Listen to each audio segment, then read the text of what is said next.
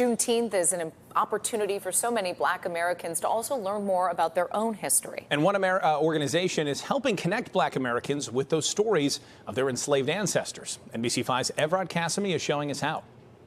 Juneteenth is an opportunity to celebrate what, at least in my neck of the woods, we celebrate every day, which is the history of African-American resilience and freedom. And that is part of the mission behind 10 Million Names. From the 1500s to 1865, nearly 10 million men, women, and children of African descent were enslaved here in the United States. Now their stories are publicly accessible. Part of what 10 Million Names is doing is trying to connect those longer, older threads with present-day possibilities. Dr. Kendra Field is the chief historian with 10 Million Names. She helps connect Black Americans with the history and stories of their enslaved ancestors. Their stories and findings, as you might imagine, can be emotional. It can be difficult and challenging and deeply emotional and sometimes very sad what we encounter in the archive and what we encounter in the course of our genealogical work, but it can also be tremendously empowering to actually know those names and to begin to know those stories. Those stories can be found on the 10 Million Names website.